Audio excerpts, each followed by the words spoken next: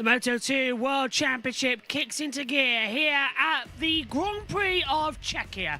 For the first time in 5 years, we are back at the Brno circuit. Welcome to what is going to be a very exciting 18-lap race. Let's head down to the grid. Barry Baltus, he's in that. Barry, it was a great strategy in qualifying yesterday for the pole position. How do you approach this one when it's a real bit of an unknown race, isn't it, a new circuit? Well, we are at the moment the one that is closer from the victory because we start first, but we will do our race. The pace is not bad, and we'll try to understand as quickly the track with more temperature, and we will enjoy and we will see what we can finish. Have a good race. Thank you. I like his theory there. Well, I'm closer to victory because I'm on pole position. I'm starting first. Good theory.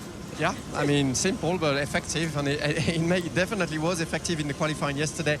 Did his fastest lap behind Joe Roberts, and towards the end was starting to struggle a little bit. Looks like Barry's really strong on braking this weekend, and in general, it's one of the traits of his riding style. He really uses the front end of his bike.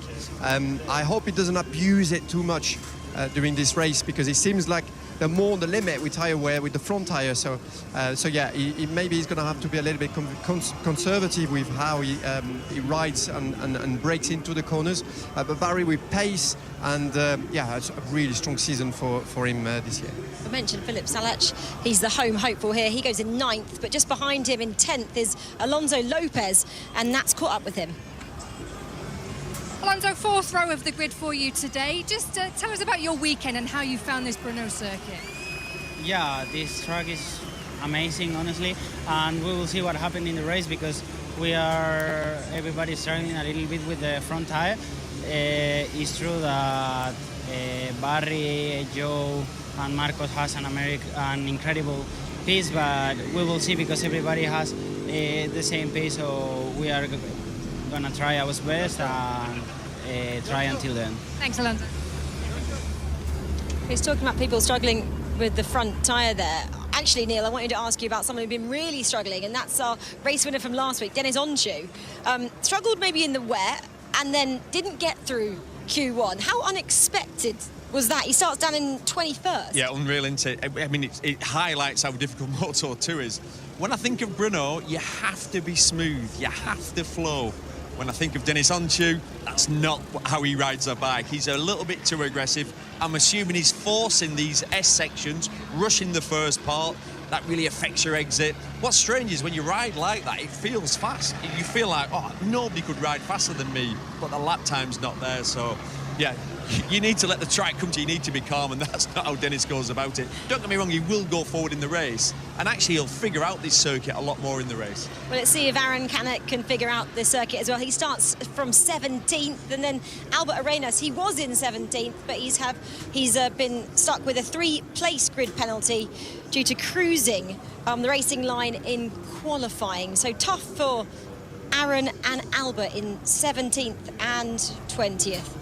Okay, well, 18 laps now of Moto2, 43 degrees the track temperature. It's hot out there, and this race is going to be exciting. Let's hand over to your commentators, Gav and Michael. Thank you very much, Rachel. Yeah, it is time for Moto2 in Brno, and this is a bit of a surprise front row. Ramirez rounding it out. Joe Roberts was pipped to pole by this young Belgian, Barry Baltus, from Q1 to his first career pole position. How will he get on in this 18-lap race?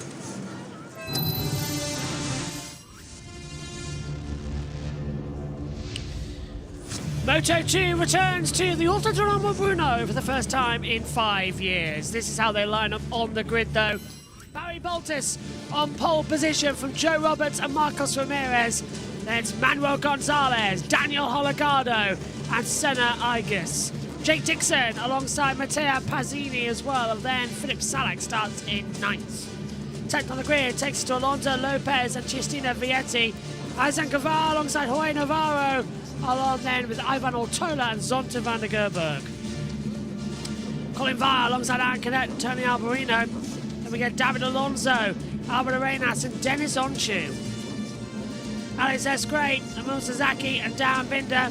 Adrian Huetas, followed by Tachia Hadja and then Yuki Cooney, Eric Fernandez, Milan Pelwick, and Diego Moreira lines up in the pit lane for irresponsible riding.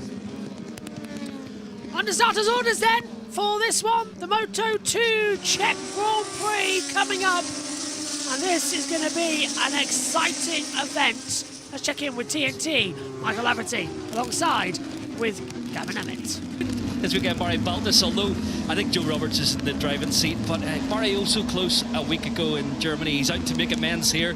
He's managed to make tyres go the distance. It does seem like he's took a bit of a gamble going for the hard front tyre. The rest at the front end of the grid, apart from Salek, should I say, sorry, and Aaron Canet have gone for those three riders have gone for the hard front. And we heard from Lucio Nicastro, it is going to be quite tough on front tyre wear, so that's why I'm leaning slightly more towards Barry Baltus, but the soft tyre typically does hold up quite well, so it'll be an interesting one. And the warmest conditions we've had all weekend. Currently air temperature 26 up to mid-40s in terms of track temperature, so keep an eye on those front tyres. Will that decision, that choice from Barry Baltus be crucial? Because Joe Roberts looked clearly the fastest. He did test here a few weeks ago and had some good information. Aaron Canet hasn't necessarily looked on it. He starts down in 17th after he crashed in Q2, promoted from 18th because Arenas, he got a 3-place grid penalty for his slow riding early on in the weekend. Mattia Pezzini's a bit of an unknown as a wild card this weekend in the middle of the third row on the grid. Yeah, he'll be getting stuck in. He will indeed. Obviously the elder statesman of the class, 39 years old, returning to this field and immediately putting himself in the third row of the grid. He could race and pull a surprise out of the hat today. He's looked good all weekend. Every time we've seen him on shot, very smooth, fast on entry. That's how he likes to ride. So yeah, I'm looking forward to seeing what Mattia Pezzini can do do today. It's going to feel like a long 18 laps for the Moto2 field as Barry Baltus powers his way up towards pole position. If he sat there a while waiting to get going, he matched Joe Roberts lap after lap in qualifying and just pipped him in the end with a little run to the line. Will he have to do the same in the race? If you're Joe Roberts, you want to get to the front as quickly as you can. Yeah, well, this is going to be the run down to the grid that everybody's waiting for. 30 riders on the track. The Moto2 Grand Prix of Czechia is about to get underway. The revs will be up. We'll be ready for the start procedure. Green flag at the back. All eyes to the red lights. Barry Baltus on pole position for the first time. Will he have it down to turn one? Lights are on. Lights out, we're underway. It's a poor getaway from Baltus, who actually runs into the side of Manuel Gonzalez down towards turn number one. Marcos Ramirez takes the lead of the race. Joe Roberts dropped down as well into the inside line. He got touched as well on the front line. Jake Ticks are getting forced down. Oh, and contact! And Aaron Canet's been taken out in the middle of the pack. Well, Canet was coming back on. He was trying to regain the racing line after getting one of the My VDS's just ahead, taken wide. Unbelievable start there. Baltus then down into third place. Aaron Canet's out of the race and he's up and running away. But it's all concertinaed at the front. Marcos Ramirez leads. Barry Baltus is second. Joe Roberts third. Manuel Gonzalez has dropped down to fourth position as they come through. A very weird start to this race as well. You can't really navigate who's going to be where. So, lead of the race is Marcos Ramirez. Then we get Joe Roberts battling with Barry Baltus. Roberts' bike is sliding at the rear, trying to get it back under contention. Philip Salek moves ahead. Yeah, Dixon went wide and he's been down out to 15th place as well. He was the one who made contact with Aaron Canet and Alonso Lopez. I believe has either crashed or dropped down the order because he has dropped down for a while. Yeah, well, actually it could be transponder because he's just jumped back up into 10th position and I can see him on the monitor. So a transponder issue there for Alonso Lopez. I can't confirm that. I can see him on the running order right now. As on the inside line, more action as Aizan Guevara tries to get ahead of Senna Igers and does so. Yeah, Canet has rejoined the race. Ramirez, of course, who has a double long lap penalty for the irresponsible riding, as we know. So that's going to be differentials to come through for the collision back in Germany. As Plug has put into the chat as well. So lap one complete and back to the lead at the front is Barry Baltus. Joe Roberts is battling with his teammate Marcos Ramirez. Canet has rejoined, as now to the inside line at turn 1. Ramirez desperately wants to lead this race, but the American team is being held up by each other, and that's going to allow Boltus just to breathe a little bit at the front. This is more energetic than the Moto2 race we just had around about half an hour ago as well. We got 3 wide coming into turn 3, and into the lead of the race goes Marcos Ramirez, but goes out 2 wide. Barry Boltus gets the undercut, swings around the outside line coming into turn 4.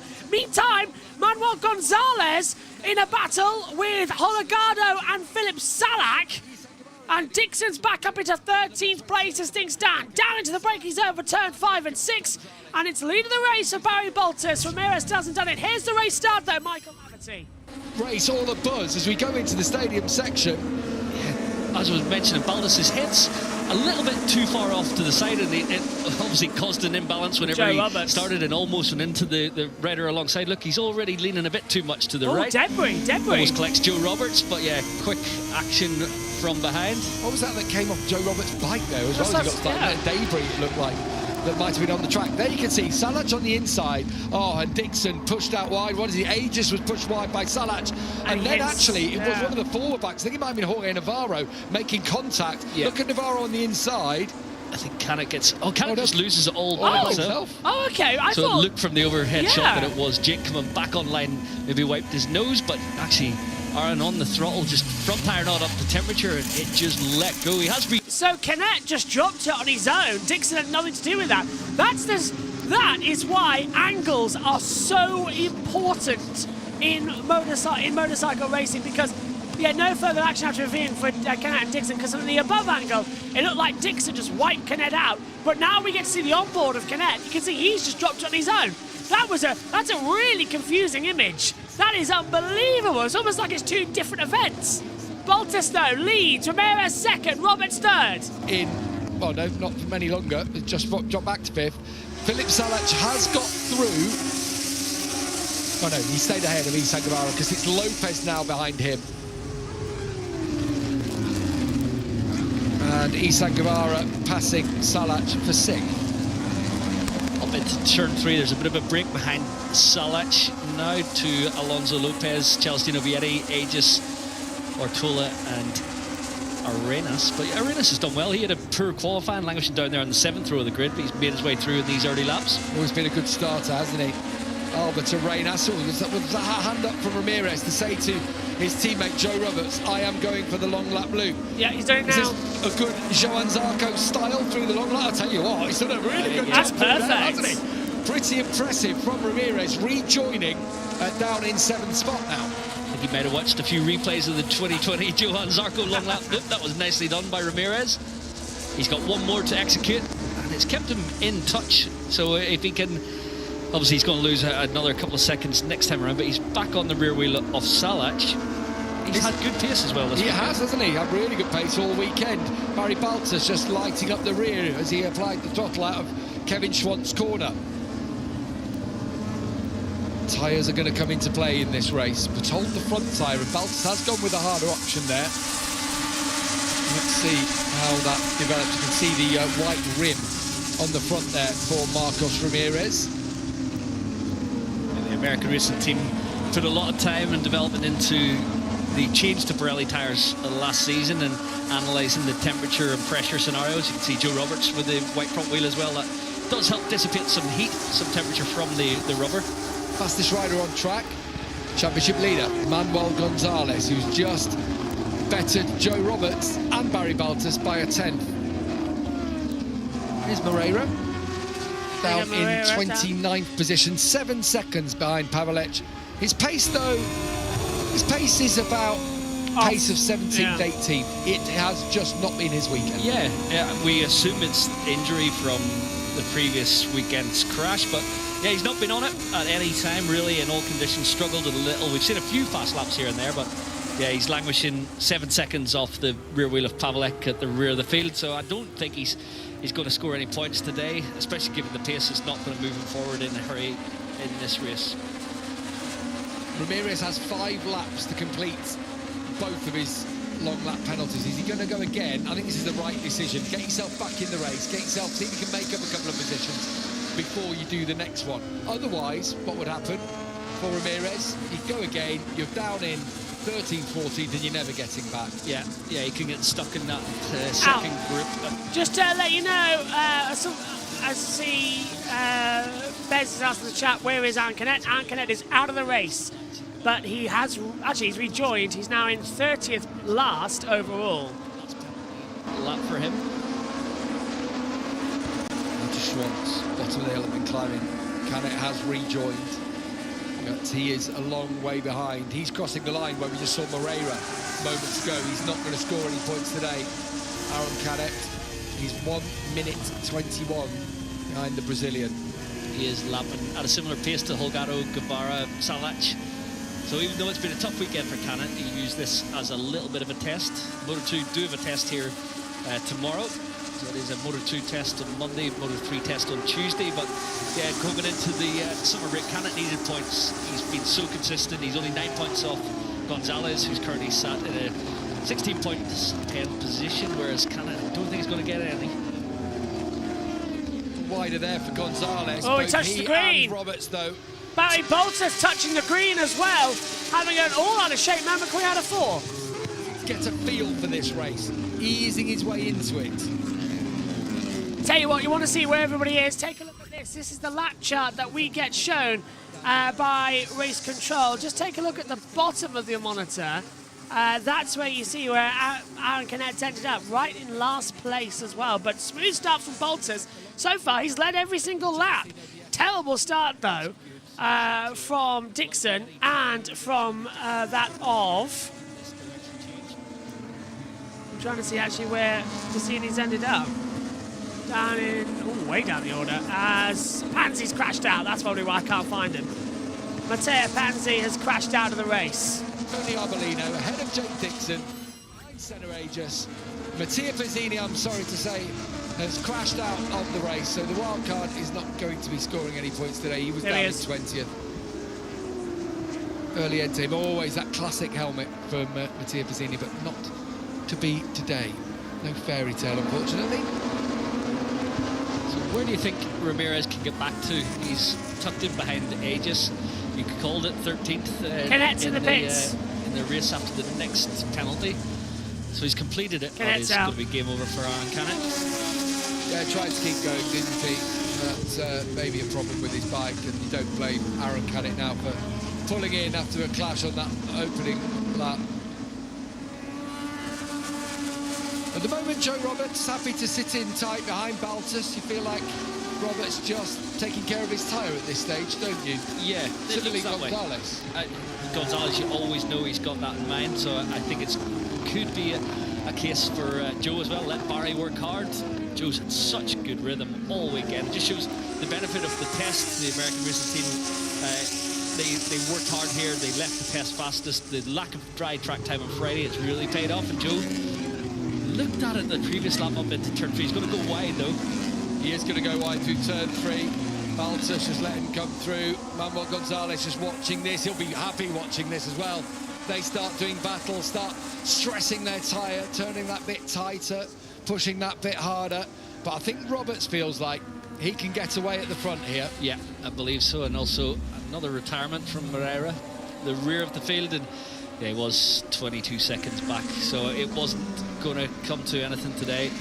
Must be an injury there. Yeah, it's got to be. Anything. I seen him walking through the paddock this morning. He was moving freely, smile on his face. So yeah, it could be fingers, hands, something that's not visible when you see him walking about the paddock. But yeah, it looks like he certainly struggled. Mattia Pezzini has rejoined the race down the back of the field. Meanwhile, Barry Baltus holding firm over Roberts. Making a bit of a V out of the Schwantz corner. Baltus, of course, has never won a Grand Prix. Joe Roberts not won since Mugello last year. Wow. Gonzalez told Nat on the grid that he was going to just learn on these early laps. He felt a little behind in terms of pace throughout the weekend, but he's got, you always know, racing head. Manny Gonzalez has got the full 18 laps in mind. He's happy enough to let these two work up front. Yeah, well, Barry Bolters has had 80 starts in Moto2, never a race win. He started Qatar 2021 as Joe Roberts dives to the inside line down in turn 1, goes a bit too deep along in the tooth, and that allows Baltus to get back on the inside and sweep back into 2. But Roberts has the run up now towards turn 3. Inside line, they're side by side. Last of the lane breakers. Barry's going to hold in to the inside. Roberts has got him and he's taken it back. Joe Roberts takes the lead of the Moto2 Grand Prix of Czechia. And now look at Manuel Gonzalez directly behind in 3rd position. He's going to have a go on Barry Baltus down in towards turn 5 and 6. We come now. Roberts just completing it. So, Pansy has officially retired from the race, but we have got both Ramirez long lap penalties complete. Ramirez has rejoined in 12th position. He's lost 9 places from where he started. Boscuro 5th, 6th, 7th and 8th at the moment. That's from Tig. And I can agree with you on that. It's an exciting race as we've got the American Joe Roberts leading for Kalex. It's a Kalex 1, 2, 3, 4 as things stand. Boscuro take the next 4 places, then Kalex again between them. Forward, the only other manufacturer on the track as well. We've got Pai Navarro 18th. And Alex Escray is in 24th position. But Kalex at the moment dominating the top. They leap on the brakes in towards the final couple of corners then. Joe Roberts a 1/10 of a second ahead as they come out of the last corner. Is Barry Baltus going to have anything over the line? He's super close at the exit. He gets in the slipstream and just tries to light up the rear tyres. He's looking to the inside line. And I will agree that for the first time this season, when I've been covering the racing, I know you guys have had TNT for a couple, and I missed, I think, 4 races in a row due to other commitments. As soon as I've been covering the series again, I can see why people say this is one of the best Moto2 years we've had in a long time, because this is fantastic racing in front. Moto3, we had Raider jumping ahead the distance, and now we've got a 3-way fight, a 1.5 second gap, then it's everybody else. As Vietti gets ahead of Philip Salak for 6th position. An outside move down into turn 6. Nicely done, actually, as well. But still, Joe Roberts leads this race from Barry Baltus, Manuel Gonzalez, Daniel Holgado, Isaac Guevara, Justino Vietti, Philip Salak, and now Senna Igas dropped down to 12th place. Ramirez and Arenas jump up a further 2 on the overall positionings. Yeah, you do wonder, don't you, what's going to happen next? Back to TNT. It's unfair to say he's been right on the pace. He's worked at it and just got there a little faster than his teammate. Watching Albert Arenas down in 11th spot behind Ramirez. So Ramirez has moved up a couple of positions already. It's really good, isn't it, for the American racing team? Tough start to the season, but as we've said earlier about crashes and, you know, Marcus Ramirez, that was his first crash of the year back in Germany, cost him a double long lap penalty. Yeah. They really are starting to come to the fore again. Yeah, as a team, it looks from the outside, both riders are happy. They're fast. Joe's immediately recently re-signed his contract for next year, so he will be retained by the OnlyFans American Racing Squad. I understand Ramirez has offers from other parts in the paddock, but yeah, it looks like everything's working for the American squad. Roberts again crosses the line. Personal best lap for Barry Baltus. Personal best laps for Holgado, Guevara and Vietti, who are starting to pick up their pace. This was a start again. Have a look at Baltus off the start. Just with, you know, starting on one side of the bike like that, it just felt like it was always going to be veered towards Joe. It certainly had a little bit too much weight bias right into the... Well, he was trying to lower it as well. Just compromised him as soon as he dropped the clutch. The front wheel comes up. But yeah, for someone as lanky as Barry, would start much better with both feet on the ground. Motocross style, speedway style, really plant it and just jump it off. It helps you balance as soon as you drop the clutch. We had that discussion with John McGuinness, didn't we, earlier on this weekend? It is. Most motocross riders are very good when they come across into road racing. They're very good starters. John, an ex-motocrosser himself, and he was saying the same. It was like, I can't understand why riders start with 1 foot up, unless it's covering the rear brake. But a lot of these riders have a rear brake operated from their left handlebar as well. Yeah, the TT legend himself has loved his first ever weekend in Brno. They are pulling away here from Manuel Gonzalez. Roberts and Baltas, at the moment, pace too hot to handle for the championship leader. I don't know if it's been a mistake from Gonzalez in the first sector. He crossed the line only 3/10 down on Baltas, but yeah, it looks like he's lost a lot in this lap. Maybe another half a second in sector 1. Dennis Onchu thought about it on Senna Aegis, currently in 13th. Race winner, of course, just a week ago. Just shows, doesn't it, how topsy-turvy the Moto2 field is. A week ago, Joe Roberts was 10th on the grid, battling for 6th. And in this case, he's leading, and Dennis Onchu's way back down the order. Joe Roberts picked up the pace, another 10th on that lap. Barry Baltas the personal best lap. But Manuel Gonzalez now nearly a second behind the lead duo. If live championship-wise, now Barry Baltas would move into 3rd in the championship, not far off his teammate. You would not have picked that pre-season. You've got to say, just past the halfway stage, he's impressed. The way he's been able to fight, the way he should have won potentially in Germany, or felt he could have won in Germany. And then pole position yesterday made him pole, leading the early laps in this race, hanging on to Joe Roberts. He's just delivering everything that's thrown at him. So what's changed then? Because is it just simply a matter that that's a better team?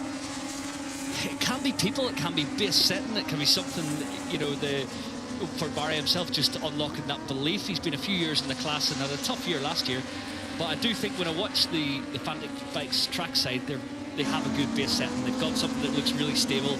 It looks like it turns well, and I think Barry's been the benefactor of moving across there to that information. All the materials the same. RW Racing had the same Calic chassis, same Olin suspension, same material in terms of the Triumph engine, magnetic Morelli ECU, so same Pirelli tyres. There's not a lot of actual differences in the material used. It's how you put all the components together, I guess. Just a click with a crew chief, exactly, yeah. Something like that, can't it? Just be the difference. But what it proves is there are no bad riders in this class. We knew that anyway. But throughout the field, you go all the way down to the back of the field, and there are some really good riders. His teammate is on to He's currently down in 21st with Colin Fire and Ayumu Sasaki. You know, championship challengers in Moto3, but they're well out of the points. Yeah, the depth of field is tough. When you look at a rider like Darren Binder down in 19th, who may well find no room at the end next year, at least the rumours sound that way, but a quality rider, Darren Binder, being a MotoGP rider. Look at this from Roberts. Joe Roberts is starting to up the pace. Manuel Gonzalez is being told that Canet is out, and as he was a half second slower than Roberts on that last lap, Gonzalez is effectively being told by his team, we're happy with 3rd here, mate. Yeah, exactly, as Joe winds the wick up. That's impressive from Joe as well on lap 10. Just smashing a new lap record of 59.4. He's been in the 58s quite consistently this weekend, so he may well have a little bit left to play with here, as it just looks in control for Joe Roberts at the moment. Spoke to him a lot. I know we've had an interview with him here this weekend with the team too. Injury plagued him. Crash at Phillip Island the end of last year, scaphoid. Still wasn't recovered from it at the start of this season. And he also had a middle part of the year last year, didn't he, after he was overlooked for the possibility of MotoGP? A bit like Sergio Garcia, where form went away from him. And to have recovered from that, to have got the confidence back, to be in this position again, that's testament to his character, isn't it? Yeah, 100%. The injury first in Assen, then the psychological aspect of thinking you're about to be a MotoGP rider and it all disappears. Someone pulled the rug from under you. He had to compose himself again, reboot. Then he had the scaphoid break in Australia, missed the end of the season. Watched Jorge Navarro jump on his bike and perform in Malaysia. Go through a tough winter, come back. It's not working in the early rounds.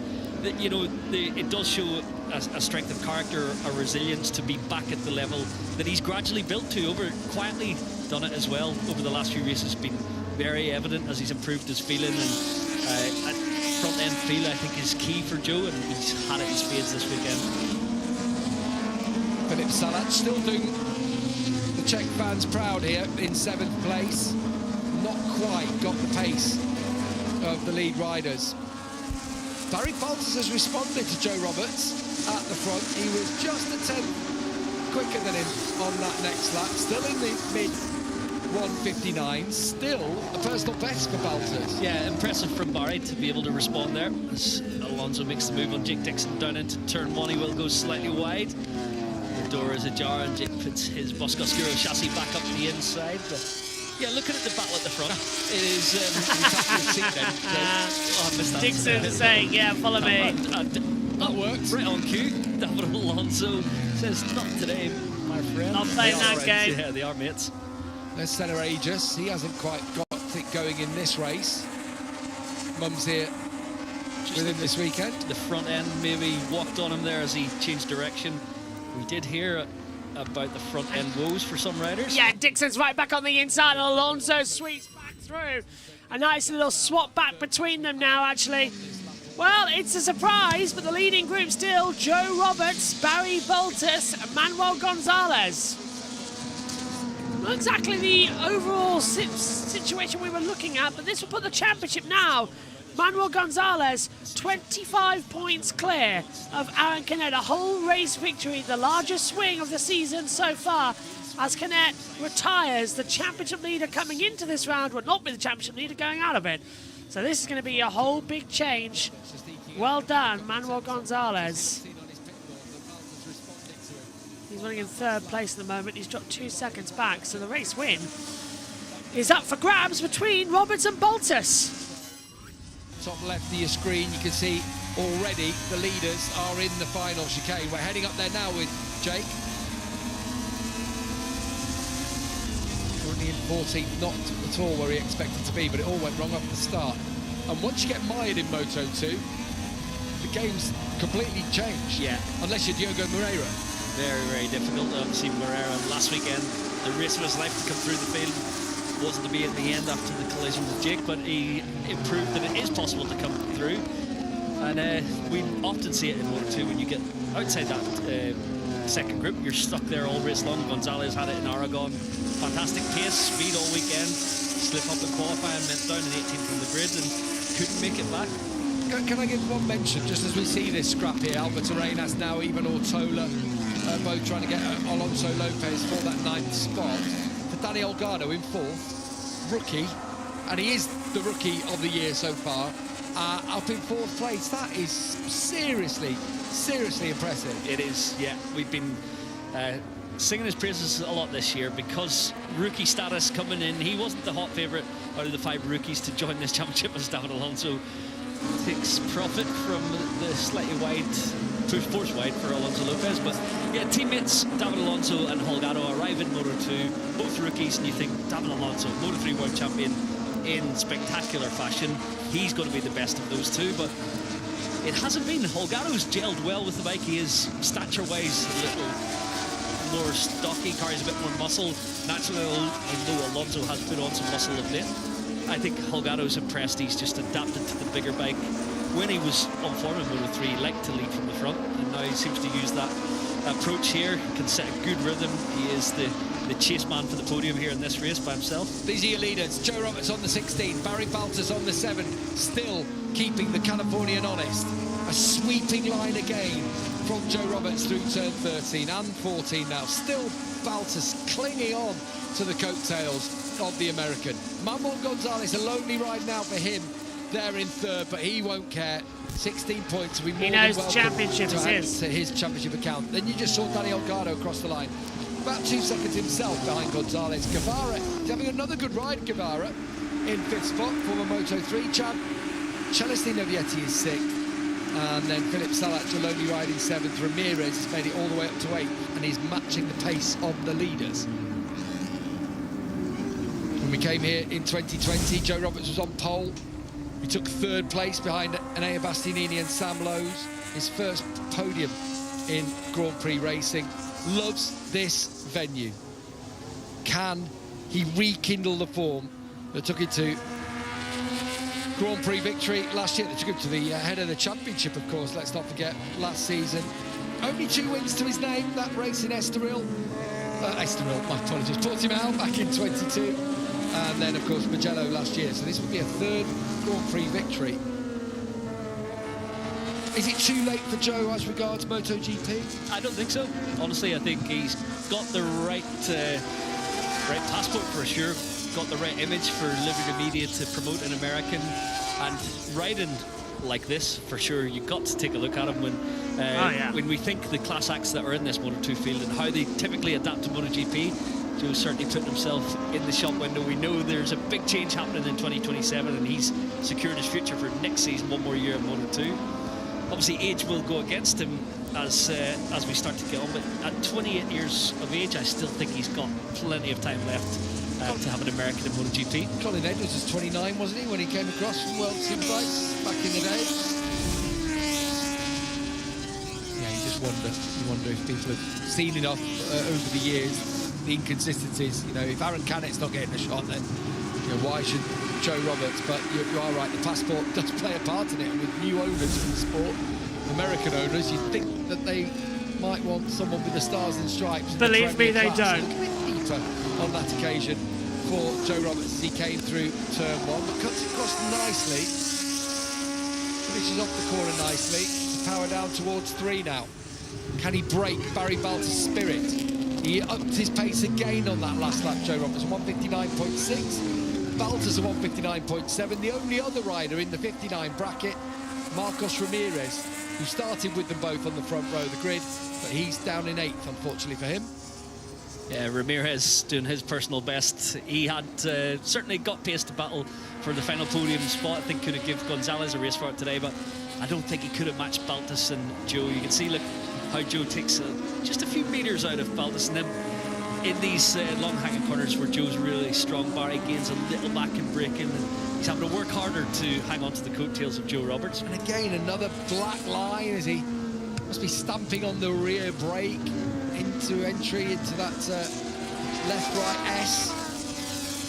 Again, watch him down the hill towards turn 10. We're going to see him crossed up again, Baltas. Joe Roberts is much more here of a 250 style, I would say. Yeah, very smooth. Smooth and wide, swooping lines. There's Eaton Buttbull, team boss for the American racing team. But Barry is much more point and squirt, much more Ayagura style, I suppose. Yeah, Barry certainly makes the difference in the braking zones. He can stop. He comes in actually sideways from a wide entry, a wide swooping line coming in. So yeah, it's spectacular. It's nice to watch. It's flamboyant, more so than Joe. He uses his levers to change direction a bit more aggressively there from 13 to 14 in the last sector. But yeah, you can tell he's putting a little more physical effort in than Joe Roberts at the moment to do these lap times. Again, Roberts, another 159.6. Metronomic at the front. Since he's hit the front, he has not wavered, has he, in terms of his pace? He has hit every mark so far, but there is still 3 laps to go in this race for Joe Roberts. The gap to Baltas at half a second now. Yeah, he's chipped away a 10th a lap. That's impressive, isn't it? The metronomic pace set by Joe Roberts. And he does look Lorenzo-esque, very settled in the middle of the turn, body's so relaxed. His position on the bike, the way he gets it turned and accelerating off the corners. Oh, 2 riders down. Pavelek and Eric Fernandez having a coming together. I feel for the pole. Fernandez keeps on going. To cheer him on this weekend. Oh, and it's Eric Fernandez has got that one wrong. I mean, he tried to level it, but got it completely wrong. He just took out the front wheel of Pavelek. So, the end of the race for the wild card. Imagine that will be a penalty for Fernandez on return to racing after the summer break in Austria. It was a lunge, wasn't it? It was behind, late lunge, and then just cleared through the front wheel of the pole. Talking of pole in this race, it was Barry Baltas, of course, who started on pole. It was quite cheeky. Followed Joe Roberts throughout the whole race, didn't he? Throughout the whole race, the whole qualifying session, and then just pipped him. Yeah, at the time I felt for Joe a little bit, but I was equally happy for Baltas to have his maiden pole position. But yeah, cheeky indeed to get 3 laps behind Joe, and Joe continued to push on. that shows a confidence as well to the American to not worry about the rider behind him, belief in his own ability to get the job done. Yeah, what he said was, it'd have been lovely to have pole, but you know what? I've got the pace and I'm on the front row, and that's all that matters today, and it looks like that is all that's going to matter. At the front, they cross the line, still half a second between them. Two to go. Oh, big twitch here for Arenas. Albert Arenas, and now David Alonso is coming forward. I wonder if Alonso, you know, as he gets to grips with Moto2, kind on his front tyre back to everyone else. Alonso Lopez, for example, has dropped like a stone, whereas David Alonso's coming forward. Yeah, he's always got an ability in the end. Look at this under Arenas in turn 1. Yeah, that would suggest he's got a little more grip than the bike in front. So Alonso now up into 9th place ahead of Arenas. From 19th on the grid as well. Yeah, he's struggled to get the grips with this circuit, no prior knowledge, and not sitting his style initially where he was attacking too much, but yeah, he's figured things out and come forward nicely in the race. 1.5 laps to go in the Moto2 Grand Prix of Czechia, and it's Joe Roberts leading. Balta second. We saw Gonzalez coming through in third. Then Danny Olgado has got Celestino Vietti for company. Pace very, very similar, however. Olgado could well hold on to that spot. That would match his best result of the season so far, which came back in Qatar. Joe Roberts, though, on course for his third ever win. Race here, but these 16 points are so important in terms of the title race, especially with Canet down pit lane after his early race crash. Looks like that's really deep in there, very late apex for him. He's under pressure, isn't he, though, from Ramirez, who on the last couple of laps has nearly been a second quicker than him. I'm not sure he's going to be able to hold on here, the Czech rider. Ramirez lurking, ready to pounce with extra pace. At the front, top left, Joe Roberts is about to start the last lap of this Grand Prix. Ooh, Ramirez pushing it deep on the brakes there. Give a little bit of encouragement to Philip that he can hold on for one more lap. Yep, this is the last lap of the race. Joe Roberts in contention for his third ever win after Portugal, the Algarve in 2022, and the Italian Grand Prix at Mugello last year. Battle for 7th, Salak v Guevara, and unfortunately, Marcus Ramirez, and Ramirez goes through. Graphics on Moto2 stream being a bit glitchy in this one. Hasn't really been the easiest to follow. But Joe Roberts done everything he's needed to do. Oh, latest news actually from Toronto for the IndyCar race that's coming up. It's rained heavily overnight. Track might be wet for warm-up, but should be okay for the race, just a heads up. Dixon's passed Ortola for 11th position. So there has been some change. I expected that to come through. It'll be over the last couple of corners then, and up towards the line. It's a full second now. Barry Boltis will happily settle, unfortunately, for second position. His best finish again will be his 6th podium. A first pole can't go with a first win. But for Joe Roberts, it'll be his 3rd in the Premier, it'll be his 3rd in Moto2. 2 more corners to go. We will hear the American national anthem for the American rider and the American team out of the last 2 corners.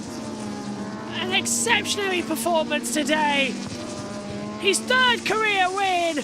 Joe Roberts wins the Grand Prix of Czechia. He points to the #1 and wins. Barry Boltis is 2nd. Manuel Gonzalez is 3rd. And I can already hear Matt and Josie right now, colleagues in the MotoGP paddock, absolutely jumping for joy that their man has taken the win. There they are, there's Josie on the pit wall, getting the social media atmosphere. Matt Dunn's around there somewhere as well. Look forward to seeing their post later on as well. The American and the 16, the Joe Roberts fans are delighted they've seen a win. There's Matt. the OnlyFans American team, and Joe Roberts, the American. A wheelie in celebration. A brilliant victory. Well, it certainly has been entertaining. Moto2 getting better and better, but Gonzalez takes the title lead by 25 points. Boltus gets another podium, and it is Joe Roberts victorious. Oh, contact at the last corner, and contact at the last corner, and that's why Amul Sazaki's gone down and out of the race. He's getting taken out, I think, by Yuki Kuni to come through. What a shame for Boltas. Must have been bored of second place finishes. I agree. I think he is bored of second place finishes. So there's the results in on the screen. The championship's going to be a big switcheroo, which I think is, right and quite exciting. We're going to be in for a weird one. Second half of the season, certainly getting back up. Lucky I'm not a betting man. Thank you for the post. Ah, pizza. Hello, my friend. We are going to be moving over to JB Motorsports, the main YouTube channel for the MotoGP Grand Prix. The stream is already set up. So Moto3 and Moto2 is on the second, but you need to switch over to JB Motorsports for the MotoGP race. That's coming up in an hour's time. I look forward to seeing you all there as well. We'll stay on here for the podium ceremony and all of the action.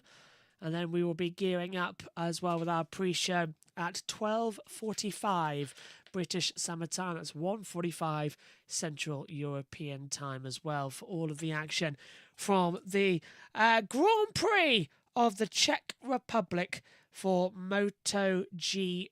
It's going to be a fascinating round. Next week, we've got the return as well of a couple of other series.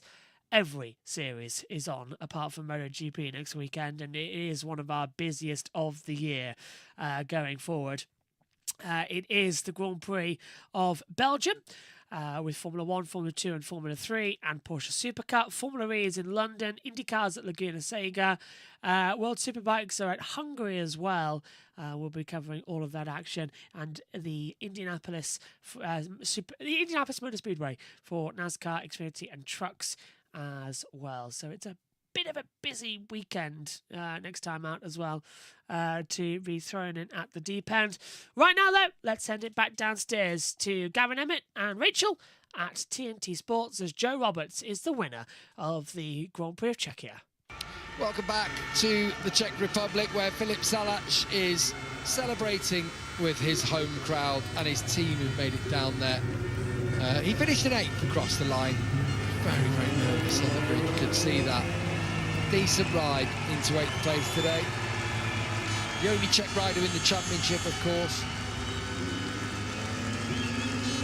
So, some valuable championship points moving ahead of Alonso Lopez. Although Marcos Ramirez and Joe Roberts, after their results today, will go back ahead in front of him. Barry Baltus gets a pat on his helmet after a really solid ride behind Joe Roberts today. Manuel Gonzalez just did what the doctor ordered, brought it home safely for 16 championship points. But no one can match the American today, Michael. Joe Roberts, the winner, and in fine style too. He looked good all weekend long. We've been saying it, his rhythm, even his bike setup looks very settled in the turns, not too much when there was a lot of skipping and jumping from some bikes. His just looked like it was drifting perfectly on entry, turning for him. And he continued with the pace every session. He was only bettered for pole, and in the wet weather session, with every dry session, he led the way and then continued that form in race day with a controlled and perfect win. Everything about it was controlled, wasn't it? Everything was smooth, inch perfect, consistent throughout the race. Had the pace and knew he had the pace, but then backed it up in the race. And he proudly waves the stars and stripes above his head. Relief, I suppose, in that situation when you are the favourite going into race to back up that favourite status. Yeah, it adds a little bit of pressure. There's relief that he's got the job done, relief that he's back on the top step after a lean spell, and yeah, cement himself back as a very front runner here in Moto2. yeah, it'll just feel so nice heading into the summer break, right?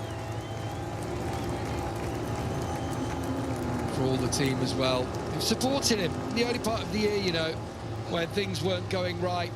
He went down and spoke to the team, and panic buttons weren't being hit at those stages. No points for the first 3 rounds, a single point in Qatar. And since then, everything in the points, 11th, then 12th, then 8th in the UK. It was his first top 10 of the year, 7th in Aragon. He hasn't been out the top 10 since, 9th in Mugello, 5th in Assen, 6th in Germany, building all to this moment where he takes his first win of the season. Yeah, 6 top 10s in the bounce isn't easy to achieve at any time in Moto2, so yeah, he can take a lot from that, and to obviously crown it with the victory here ahead of the summer break. No one else has done it. Manuel Gonzalez didn't have 6 top 10s in a row. Currently hasn't done that any stage this year. You know, it's consistent. It's consistent from Roberts. Aaron Canet, the only other one who had done it up to today. Big shame for Canet points-wise, but he will live to fight another day. His consistent run has ended. So Manuel Gonzalez celebrates 16 points for 3rd, and he's down there with Jack. Manu, great job. A hugely important podium for the championship. At what point in the race did you know that Aaron was out, and how did that affect the tactics for the remainder of it? Well, the team sent me the message half of the race, but I did my own race. If I'm honest, I didn't have more to be with the riders in front. I tried to stay there, but I was struggling with the bike to make a good turn in the exit of the corners. We need more work on this point, but I'm super happy because we are still on the podium. Always on the podium is the key to win the championship, and it's what we want, no? So yeah, happy to be here. Thanks for the team, for the work, and the sponsors and family. And my girlfriend always supporting, so yeah, now we go to a summer, yeah, some rest, but continue working. Another top ride, well done. Thank you so much. Yeah, he knew to settle for 16 points was all that he required today with Canet. Canet's no score, the first for him since Japan last year, 16 races in a row where he scored points. Yeah, that's a good run. 16 races on the bounce in Moto2, always in the points, shows Canet step up in terms of his performance over the last 24 months. Always in the top 10 as well. A few wins thrown in for good measure for Aaron, but not today. 0 after he crashed out at turn 1. Gonzalez there taking 3rd place, and then Barry Baltus. Now we'll hear from him. Another 2nd place, 4th of the year for the Belgian, but another great ride. Barry, a top weekend, pole position, 2nd place again. I'm sure that victory isn't too far away. What did Joe just have a little bit extra today? Well, the pace we showed was just unbelievable. We were riding 59 every lap, and I see the gap between me and the other was massive. So it was just too fast. I tried to keep my pace in the beginning, but when he passed me, I know that he was stronger, and I just tried to follow. But yeah, I want to say sorry for the start because I did a small mistake on the start and I completely gone his line, so sorry, but wait. He was so strong, we were so strong, we were much faster than the other, but yeah. Again, 2nd is like this, it will come, but it's nice to finish like this before the summer break. And yeah, thanks to all the team, all my family, all my sponsor, and see you next one. Great ride, well done. Thank you. Good of Barry to make a nod there to Joe off the start. That was just a little slip, wasn't it? Here we can see it again. Pole. What happened here, Michael? Yeah, just I think it's got his body weight too far off to the right side, and it dragged the bike over. When the front wheel is put in the air, you can't really steer, and it is a balance issue.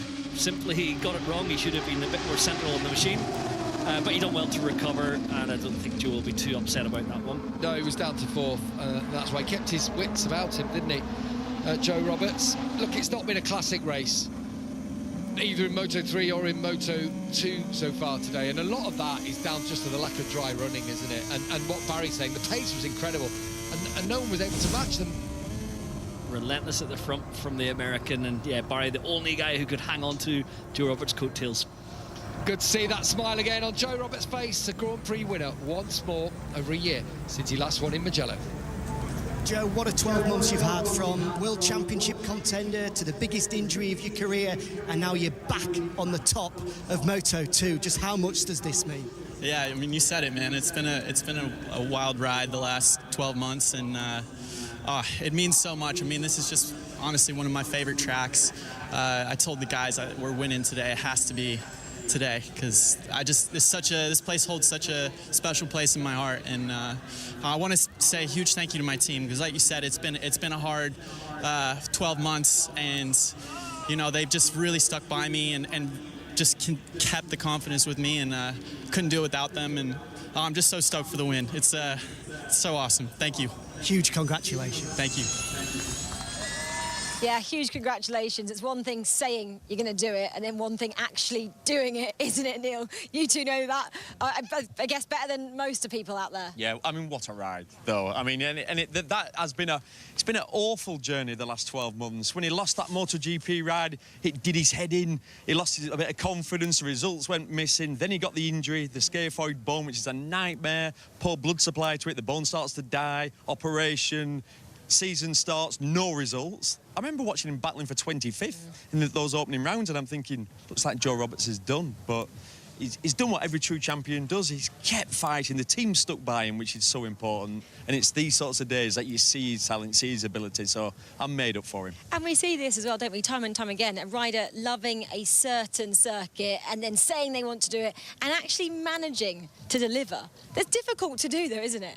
Yeah, it's difficult, but you need to have that confidence, and Joe definitely had that confidence today. It's so nice to see that story, you know, coming of his comeback, because, you know, we were talking about him last year for a few Grand Prix with obviously the opportunity that he could have had going with Trackhouse in Moto Grand Prix, and then the injury, and that whole story is, for me, it feels like you could tell he was quite emotional, because, you know, as a rider there is so much going on. There's the doubts, there is the pain, the operations, you know, the fact that you let your team down, and you still have to train hard to come back like that. So there's a lot going on there, and yeah, it feels really nice to see him making it work today. And obviously missed out on the pole yesterday by 0.02 in the end, and that was him dragging Barry Baltus around to the quickest lap, Barry taking pole position. So it was nice for Joe to get his own back and get his first victory since Mugello last year, and a well-deserved one as well.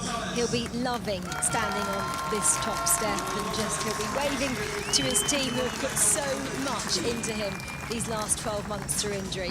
Right, Gav, I'll let you take away the podium. Thanks very much, Rachel. Yeah, they're starting to make their way onto that podium from American Racing Team, standing up for the squad. And then Manuel Gonzalez, your championship leader, now 25 points over Aaron Canet. And Baltus, in turn, up to third in the championship now, ahead of Moreira, ahead of Dixon. He's just 54 behind Gonzalez in the championship, and consistently churning out the podium finishes. Joe Roberts takes the top step. First of all, trophy will be handed across to one of the co-owners of the American Racing Team. Avner Kass holds aloft that trophy. Points to his team, who have supported Joe so well, you have to say. They have renewed with Joe again for next season, as Manuel Gonzalez collects yet another trophy. 8th podium of the year for the Spaniard. 4 wins, 8 podiums. Really good return from, shall we say, the first half of the year, first 12 races. Barry Baltus, 5th podium of the year, 4 second places. Surely that win is coming soon. Excellent week in all round. Roberto Locatelli down there, celebrating in front of the podium. But time to hear it for Joe Roberts, a Grand Prix winner once again. 12 months from now, and he can savour that moment on the top step of the podium. In time for him to enjoy a rendition of the Star Spangled Banner.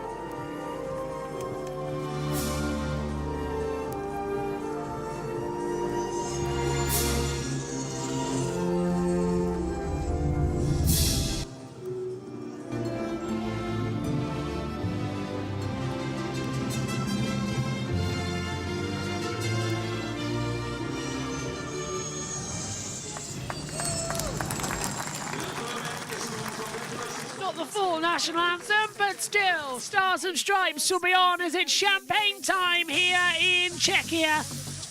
What a race! Joe Roberts is victorious. We'll be back on JB Motorsports in around about 35 minutes' time for the Grand Prix here at Brno.